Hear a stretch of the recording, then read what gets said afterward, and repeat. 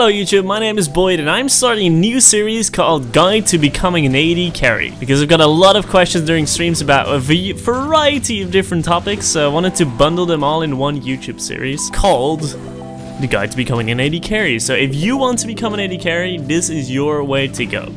The first chapter is all about the basics of laning, and probably one of the most important chapters of the series, because you as an AD carry spend a lot of time in the laning phase, and you will have to get some big items. Alright, let's get started. There are three types of waves. First of all, there's a pushing wave. Second of all, there's a stalling wave. And there's wherever you get pushed in by the enemy opponent. Let's run these down one by one. The pushing wave. The pushing wave is whenever you push your own wave to the enemy tower. This is generally a good idea whenever you want to get level 2 earlier than your laning opponent. So let's say at level 1 you want to get level 2 earlier, so you're pushing out the wave. You're killing the creeps faster than your opponent is doing. So whenever you get level 2, you can go in, for example. Another example is whenever you killed your laning opponent. That's generally a really good idea to actually push the wave, because they will miss out on a lot of gold and experience, and you will get a lot of time to back yourself and spend that hard-earned gold. So let's say you kill Graves, you push out the wave to the enemy turret. Graves won't get that experience, he won't get the gold that the tower actually took, and you have time to go back. And whenever you go back into lane, you have your extra item, and the wave is probably like somewhere in the middle or pushing toward your tower, so you have a free time farming. Another moment when you want to push is whenever your laning opponent isn't in the lane.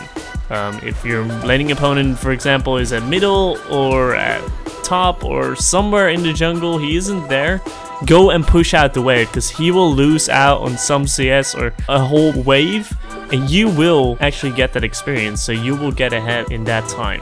Up to the next one, stalling the wave.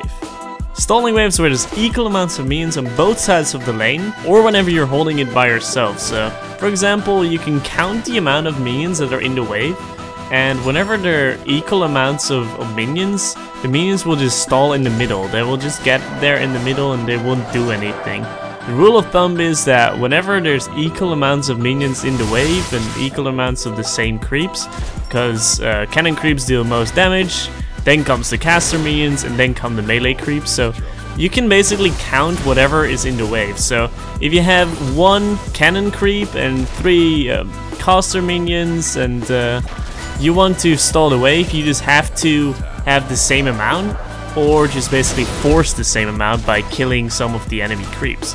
And by stalling the wave, you'll get a lot of advantages. You're in control of the lane, and if you're ahead, you can pretty much force the enemy AD carry to not farm, because the wave won't be pushing in their favor, so they have to get near the minion wave to farm. And if you are in control, you can basically zone them out of the minion wave, so they cannot reach their farm, because otherwise they'll take damage. You basically force them to either get hit by you or take a minion, which is always in favor of you. Another moment where it's a really good idea to stall the wave is whenever you're behind and the enemy took your first tier tower. So you're basically farming, you're in a really bad spot, the enemy AD carry is a lot stronger, and you cannot basically fight them or win the lane. What you want to do is basically force the wave to come towards your second tier tower, and so that the enemy opponent has to come all the way across the river really far onto your side of the map, which makes up for a lot of possibilities for a gank, for example, or make a lot of room for mid laners to roam, for example. The downside to that, though, by stalling your wave really far back, is that the enemy is basically taken over control over Dragon if you don't ward that enough, as well as your actual bottom jungle, because you're all the way back in your second tier turret, and they basically can roam around and do whatever they want. So be careful of stalling the wave really far back, because that might backfire, but it also might be a good idea for you to get back into the game. Number 3, and the last one for today, being pushed in. Being pushed in is one of the worst situations to be in for most AD carries in solo queue. You're forcing yourself in a non-carryable position, and depending on what the other laning opponent is going to do, you're basically in a situation where you don't really dominate the lane at the moment. You're basically following whatever your laning opponent is doing, and to be able to carry solo queue, you really want to be able to control your lane. You want to be able to decide, I want to push now, I want to stall now, or I want to take an objective or whatnot. You want to be in control over the lane. So being pushed in is in a really bad spot to carry games from. I would not advise you in solo queue to be pushed in. You always try to get out of that situation. A good strategy to stay out of being pushed in is basically to get level 2 early. If you get level 2 early, you're basically in control of the lane. You can decide whatever you want to do, so always try and go for that. Some champions have really bad wave clear, and you might suffer from getting pushed in. Any advice I could give you is to try to get as less poke as possible while still maintaining farm, because keeping up your farm is probably the most important thing, because you will still skill well.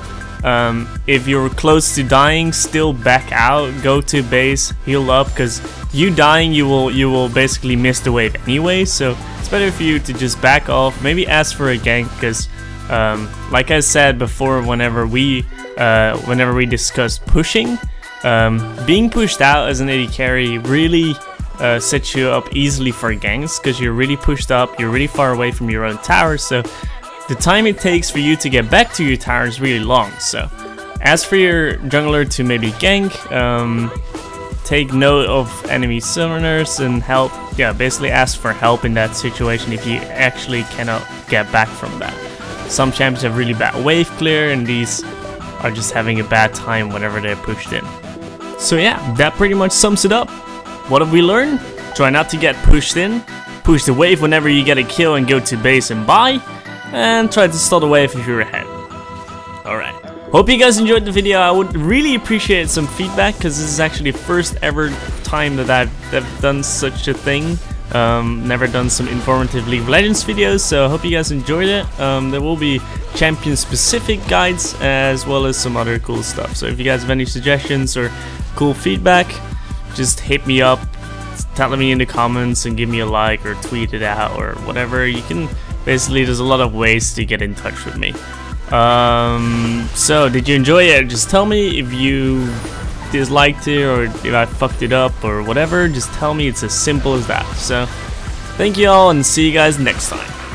Peace.